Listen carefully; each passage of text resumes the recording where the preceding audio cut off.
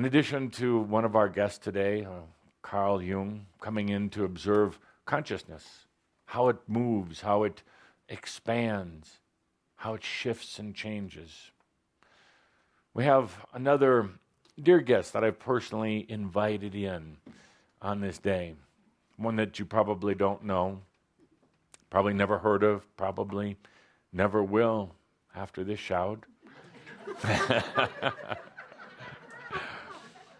This isn't a big name in the angelic realm, not an archangel, just a regular common angel. Angel's name is Chaz. Chaz, just a short nickname. And Chaz is neither male or female, but I'll reference Chaz today as feminine because she has never been to Earth before, has never taken on a physical body. Will be one of these years soon enough. But right now, Chaz is in service, as many, many angelic beings are. She operates very, very close to the earth realms. She's gone through considerable training of how to be a guardian angel, a spirit guide, some of you have called this type of being. Most of the spirit guides have never been to Earth before. Their job isn't to answer the questions. Their job isn't to pave the path for you, because it would defeat the entire purpose of your journey. But the job of one of these human angel assistants, the acronym being HAA, human angel... Human angel assistants. We'll take the bubbly. Oh, okay. The, there you go. the bubbly, thank you. That's Coke, though. That's not Pepsi. Are you okay with that? Tingles. The job of the human angel assistant is to help to maintain a balance of consciousness and energy, help to maintain what some of you have experienced before in your work. We call it a golden cord versus the silver cord that would connect you to other dimensional parts of yourself. The golden cord is something that the human angel assistants help to maintain for the humans who are on Earth so they don't get completely lost, so that there is always the angelic presence surrounding them, so that they know that they are never alone and that they are truly loved. Because without the presence of a guardian angel or angel assistant, for most humans, they would find it excruciatingly difficult, dark and depressing. They would feel that they have lost touch with everything on a higher angelic realm. So these human angel assistants are trained in how to help maintain an energetic space between the human, their divine, the angelic realms, and what you would call a non-physical reality. You've all had them before. You've called them spirit guides or guardian angels. You've felt their presence at some of your darkest moments, when you felt a failure as a human, when you felt rejected by ones you had loved, when you felt rejected by your parents or others. Some of your very darkest moments when you've been crying out to Spirit, when you've been saying prayers to the great unknown, as we call it, God. These are the ones whose presence that you'll feel, not necessarily because they come any closer, but because you're more open at that point. You're at a different level of consciousness. The human level is in a point of despair and agony. But you're also at a more open level. You've had to go out of your mind. You've had to reach yourself out. And this is where you can particularly feel the essence of the guardian angels. Nearly every human on earth has one. Some have more than one, but generally never more than 4. You, Humber, right now made a conscious choice a number of years ago to release your guardian angels, to release your spirit guides. You knew it was time for you to take ownership and responsibility of your own self, to cut the golden cord so that you could embody yourself, your spirit, and your divine from within, from right here. To take off those spiritual training wheels and to really let yourself experience life on your own. When you let go of that golden cord and bid your thanks to your human angel assistants, it was difficult. It left a void. Part of you wondered if you could go on. Part of you felt like you had absolutely been abandoned, even though it was your choice. We think we could get addicted to this. I'm going to write a book also as Sam, 101 Great Reasons to Come Back to Earth, even when you thought you were going to ascend. So, dear Humber, everyone has one, and our dear friend Chaz comes in today, not a well-known angel. Chaz has a responsibility to a human, a woman in her 40s, living in Europe by the name of Rebecca, and it actually is her real name. Chaz has to observe and be there in spirit, helping to maintain that balance for dear Rebecca. For otherwise, Rebecca, her aspect, her human self, may get lost, may get totally lost. So it is interesting, the work of these human angel assistants. They're not there to judge at all. There's been days when Rebecca has done some, what you might consider really stupid things. Really, really stupid. There was a day not so long ago where Rebecca got so angry at a coworker of hers that she deliberately gossiped about her. She deliberately set her coworker up to get in trouble, which the coworker did, and the coworker ended up getting fired. Now, you would think that the guardian angel, that Chaz, would say, Rebecca, this is a wrong thing to do, but the guardian angels don't do that at all. They're there to love and accept no matter what. Granted, they are also learning because guardian angels are preparing to come to earth themselves. So through their compassion, through their constant love, they're also learning some of the qualities, some of the most brilliant qualities that they want to embody when they come to earth. So Chaz has to be there for Rebecca when she absolutely hates herself, for things that she does, for overeating. She overeats, and oftentimes she makes herself get sick afterwards. Chaz can't say, Rebecca, don't do this. Chaz has to be there in total love.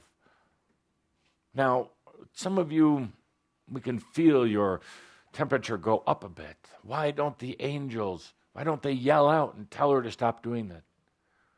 Why don't they block her from doing it? Why don't they set up things to make her learn her lesson? But that is not the role of an angel or a human.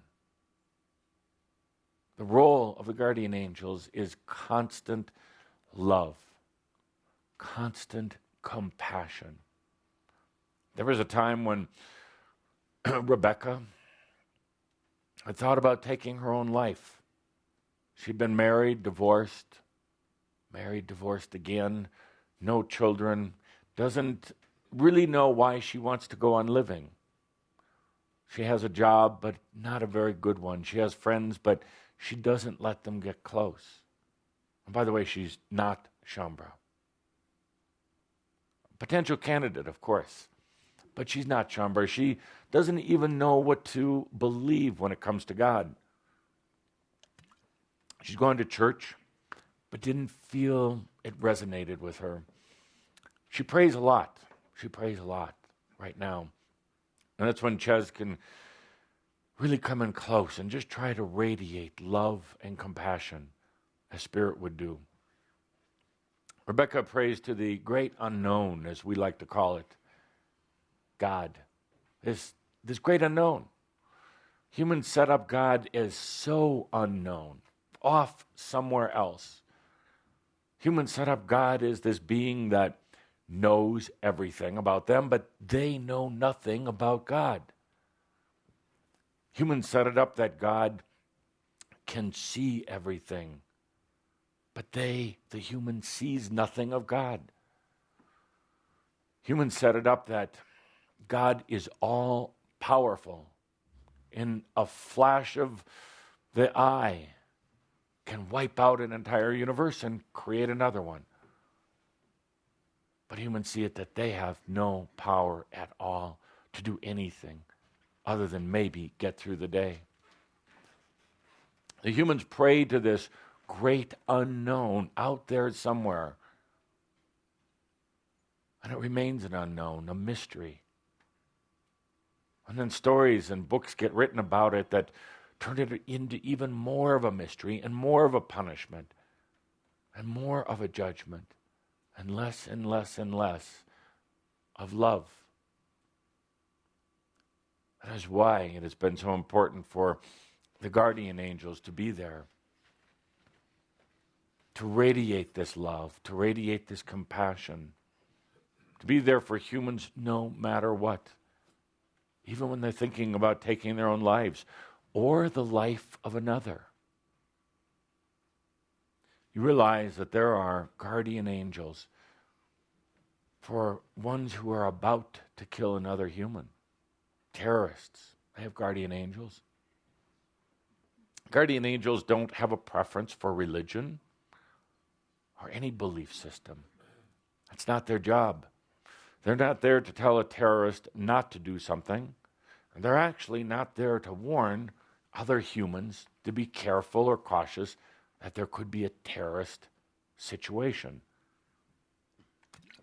So often when something in the world happens, like the recent activities in Mumbai, India, we get a lot of, celestial email from the humans, not directed at anybody in particular, but saying, why do you allow this to happen? Why does God allow this to happen? Because we love you. Because God loves you. That's why. We don't interfere. We don't choose or want to interfere. We want to be there in love and compassion. You know, wars have been going on Earth ever since the time of Atlantis. Wars have been a way of dealing with issues. Wars have been a way of, strange way of learning. And perhaps we're in an era now where the consciousness is high enough where we can go beyond wars. But in spite of the wars and the suffering and any of the other difficult conditions, life goes on. And it's not just one life that you or that other humans have. It's many, many lives. There is no true death. There is no true pain or suffering, although it's hard to tell a human that. It goes on.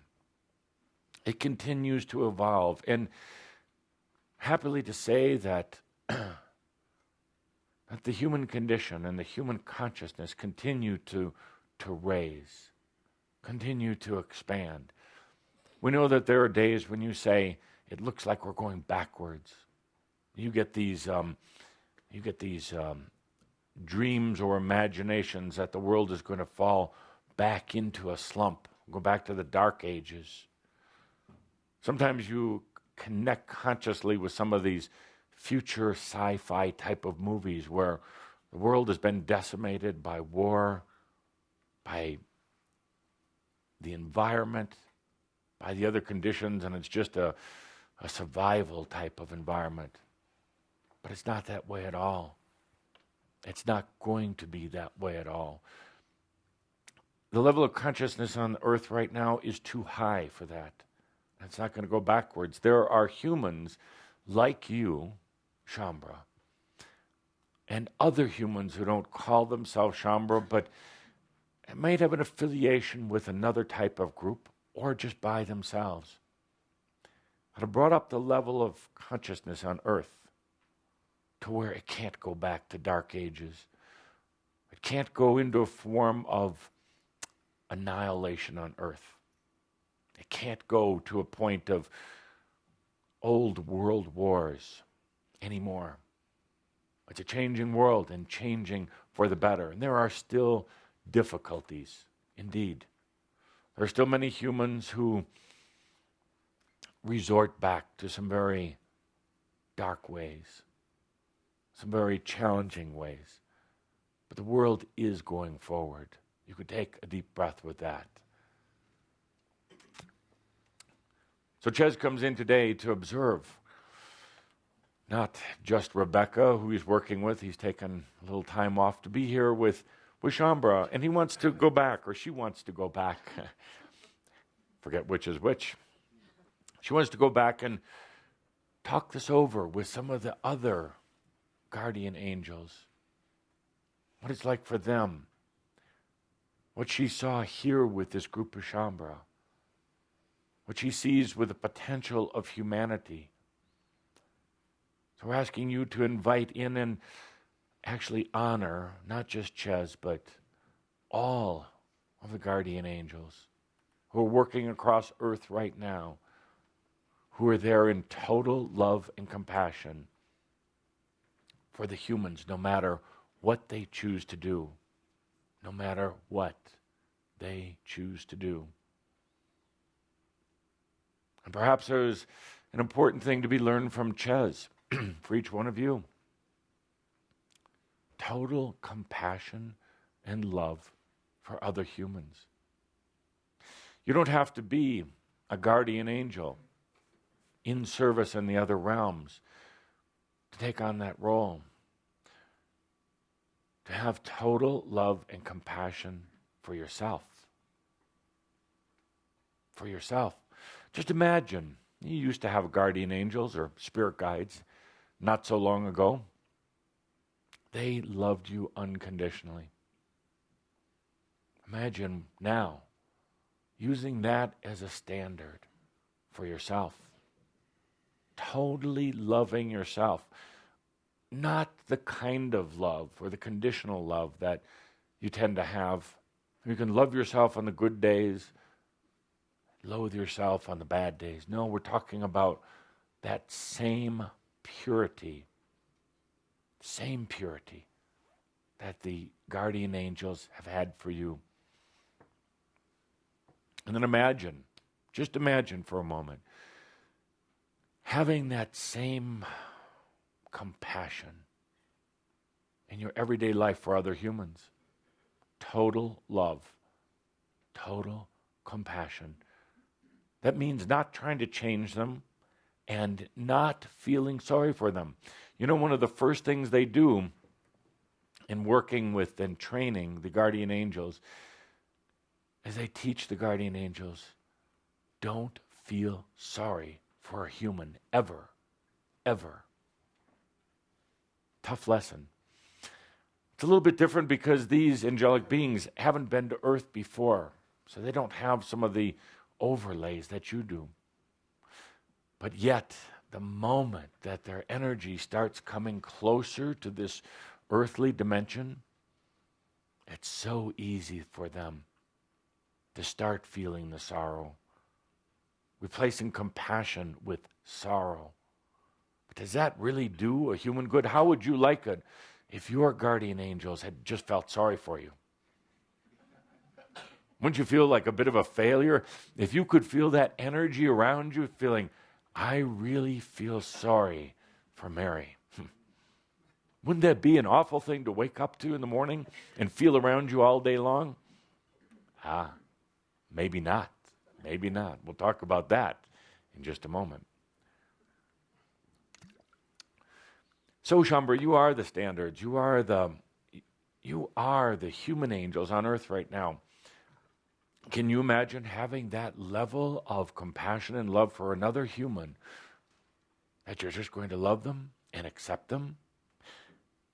See, part of you wants to struggle with that, saying, but how can I just stand by and watch other humans, damn it? How can I just let them do all of these wrong things? Here's what separates an enlightened being from a normal, regular human being. The ability to love unconditionally. It's the essence of Kuan Yin. It's the essence of Mary Magdalene, and Mother Mary. It's the essence of Sophia and so many of the other energies that have total compassion and love. You're starting to get it. You're starting to learn it. And it's what's going to separate you from your old self in these coming months. And what separates you from the other humans. And there are times when it can be lonely. Being so filled with compassion and love that you don't have drama. That you don't have energy stealing and feeding. So filled with compassion and love that other people are going to want your presence. I want to understand what got you to this point of being a guardian human angel. Can you imagine the difficulty of some of the guardian angels having to watch humans do some of the very difficult, what you would call very dark, heinous things that they do?